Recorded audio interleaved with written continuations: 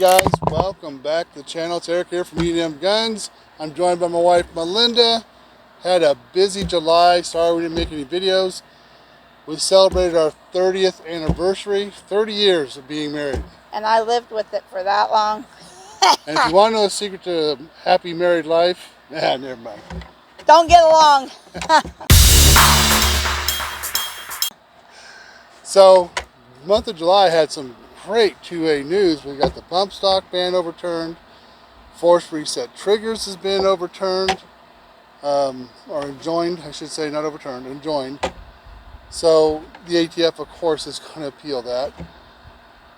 We also had a shooting out at one of the ranges here in Idaho where a young man lost his life back on July 5th.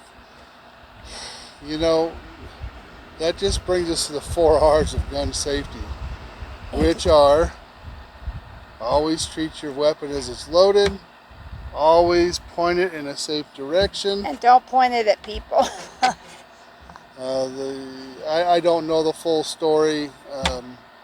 I guess they gave it to a younger gentleman. That's the rumor. He was trying to unload, and it, you know, he passed the 180 mark, wasn't pointed down range, and it went off. Unfortunately, this 26-year-old lost his life. He did everything wrong, but I don't know. I don't think I'd like to be in their shoes right now. No, it's tragic. Then the month of July, I don't know if you can see over my shoulder, but we're now Jeepsters. We have been ducked already one day, and I was thrilled. He's clearly not alone. These tiny bath time toys have found their way mainly into Jeeps. Actually, there's even a name for it. Getting ducked. So what the heck is getting ducked? Is it to float in case they flip into a canal? They have little floaties? Not quite. The start of these little squeaking ducks goes back to 2020, a year we all remember. So getting ducked it started back in COVID. There was a lady out in Canada and she started putting ducks on people's Jeeps that she liked. In a time where it was best to be apart, these little ducks brought the Jeep community together. And of course it took off. Now just about every Jeep out there has a little duck somewhere inside. It probably annoys my wife now more because I've gotten somebody up here. It tells me that somebody liked what I've done, because that's about what the duck is. These little rubber duckies are like a badge of pride in the Jeep community. Jeepers, and yes, that is a real word, put them up on their dash for other Jeepers to see. In the last 6 months, I've got almost a full dashboard. This was probably one of my favorite. You don't get these very often, but that's a big one.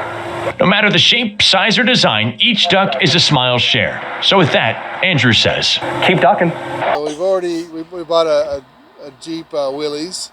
I was able to find a probably 40s or 50s wheelie pickup bed to go with it, because obviously getting rid of the truck, you can't haul equipment. So we're just excited about it. I did make some new homemade ballistic gel, which we'll bring in future videos. And I did one in a milk jug. So of course we'll peel the milk jug off and it'll take the shape of a milk jug, which I think would be kind of cool because you can shoot it multiple times and it's not gonna, you know, blow up like a milk jug would do. Yeah. You can tell he's got all of his little gel stuff on the table here. I don't think they can see the table. Well, it's all over the table. I can tell you that. Of course, in the future we'll bring you some more of homemade body armor.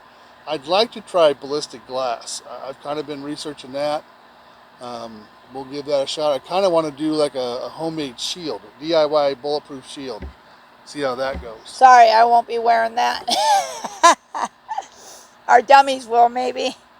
So those are just kind of things ahead for the next month of August here.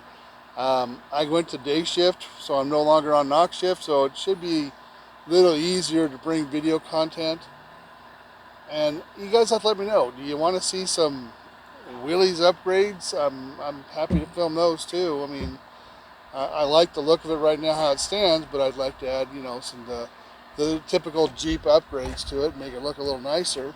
Well, then in the end of August, we're headed to Oregon, so we might have some videos from Oregon. Be able to shoot with my nephews in Oregon and hopefully have a wide open trigger or force reset trigger, or back to a original Franklin binary trigger. Yeah. All those are the month of August ahead. We'll be pumping out the news for you as well as to what's going on. We both registered to vote. Guys, I encourage you To vote.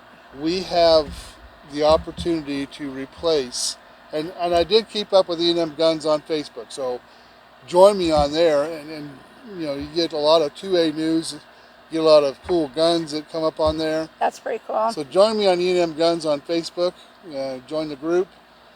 But there's a real opportunity with Trump and Vance to bring in a 2A president. And I know, I watched a video, Heavy Duty Country, where he was talking about, what was that kid's name? The kid that got charged. I don't remember. Not Whitmer. Come on, what's this kid's name? Kyle Whitehouse.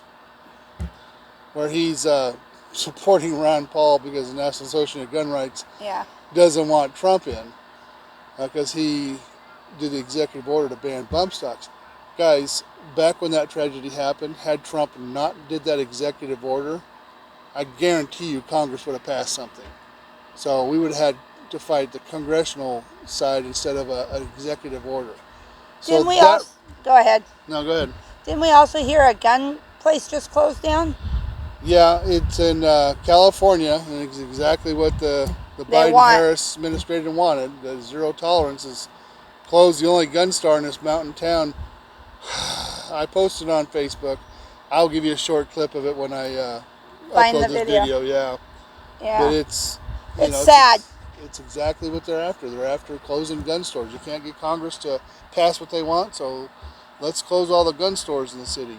Well, it's just like I talked to a guy at work. He's from California, and he said it sucks back there. You can't, I mean, the laws and everything are bad. Well, and they're even bad for, gun dealers. That's exactly what he was saying. Do you believe in the mandatory buyback of quote-unquote assault weapons? And whether or not you do, how does that idea not go against fundamentally the Second Amendment?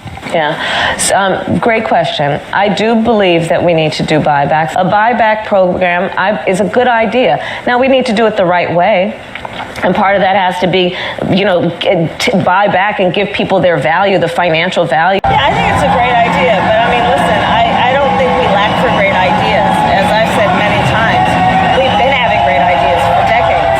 The problem is that Congress... So that's just a short video, kind of an update. Guys, I appreciate you watching us. Stay tuned. We'll be back with more videos. You guys have a blessed week, and we love you. Peace out.